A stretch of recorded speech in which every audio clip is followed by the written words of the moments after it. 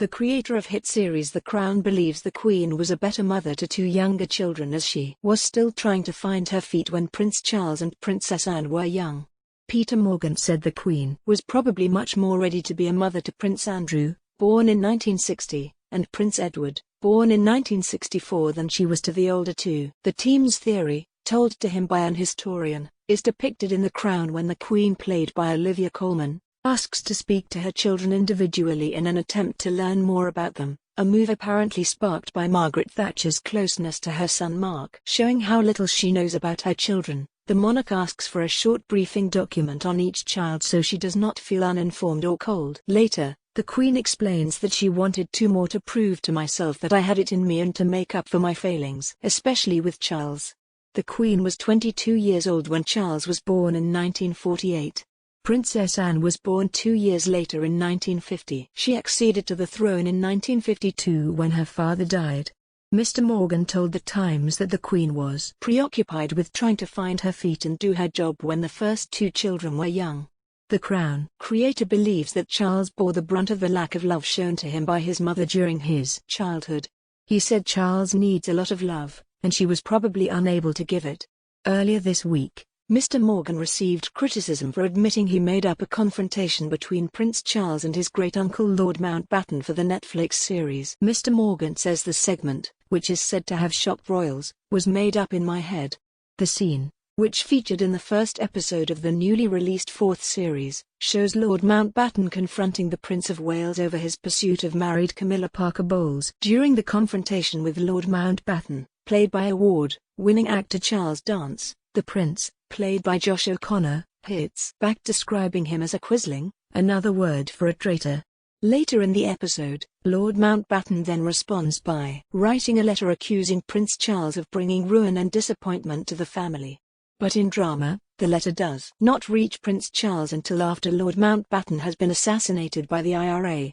While Lord Mountbatten was assassinated by a bomb that was hidden aboard his fishing boat in Mullamore, Ireland, in 1979, there is no record of any letter. And, rather than argue with him, royal commentators have insisted Prince Charles in fact adored his great-uncle. According to The Times, Mr. Morgan, who is the creator and writer of the series, has already admitted the scene was made up. But, speaking in the official Crown podcast, he says he believes Lord Mountbatten did hold views to those expressed in the fictitious letter. He said, "What we know is that Mountbatten was really responsible for taking Charles to one side at precisely this point and saying, 'Look, you know, enough already with playing the field, it's time you got married and it's time you provided an heir.' In my own head I thought that would have even greater impact on Charles if it were to come post-mortem, as it were.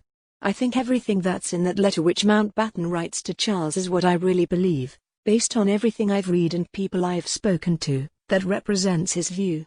It comes as royal experts said Prince Harry has stepped into a bear trap with his £75 million Netflix deal amid fierce criticism of The Crown's portrayal of his parents, as it was said his brother William will undoubtedly detest the show's new series. The Duke of Sussex is unlikely to see a clash between the deeply intrusive drama and the deal he and wife Meghan made. Commentators said as they pointed out it portrayed his parents Charles as a wimp and brutal and Diana as deeply stressed. Richard Fitzwilliam said Harry may even agree with the derisory portrayal of the royal family as a rather sinister, uncaring and often cruel institution, while author Penny Junor said the 36-year-old was in a very awkward situation right now.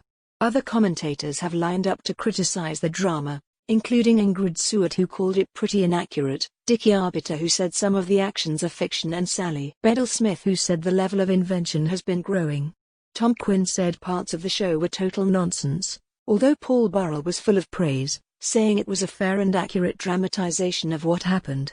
Inaccuracies in the drama have also been slammed, including that Charles saw Lord Mountbatten as more of a father figure than Prince Philip, and that Margaret Thatcher told the Queen she thought women were incapable of holding high office.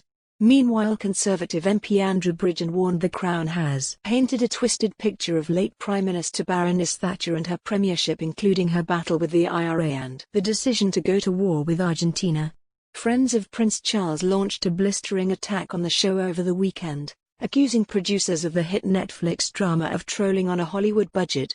Some of the prince's closest confidants have accused the streaming giant of exploiting the royal family's pain for financial gain and raged that fiction is presented as fact in its twisted version of events. The fourth series, which launched on Sunday, covers Charles' doomed marriage to Princess Diana, her eating disorders and his affair with Camilla Parker Bowles, up to the end of Margaret Thatcher's time as Prime Minister. In a series of highly unusual public interventions that demonstrates the depth of concern at the very top of the royal family, palace insiders lined up to slate the Netflix show. One insider said, "This is drama and entertainment for commercial ends, being made with no regard to the actual people involved who are having their lives hijacked and exploited. In this case, it's dragging up things that happened during very difficult times 25 or 30 years ago without a thought for anyone's feelings. That isn't right or fair, particularly when so many of the things being depicted don't represent the truth. It is the depiction of a callous and self-serving Charles meeting and marrying an innocent Diana while maintaining his affair with the then-married Camilla Parker Bowles, which has sparked such anger." A palace source said, "The new series paints the prince and duchess in a very unflattering light, but at least at the start of reality shows like The Only Way is Essex they admit that some scenes have been invented for entertainment. There is no sense of telling carefully nuanced stories, it's all very two-dimensional. This is trolling with a Hollywood budget. The public shouldn't be fooled into thinking this is an accurate portrayal of what really happened." Until now, the royal family has refused to comment on The Crown, which has largely been seen as positive to the royals in the first three series. However, the Mail on Sunday understands that the Queen and the Duke of Edinburgh were angry with previous series. Philip was shown having an affair with a ballerina during the second series and, in the third, ignoring his mother, Princess Alice, when she came to live at Buckingham Palace in 1967. Neither happened.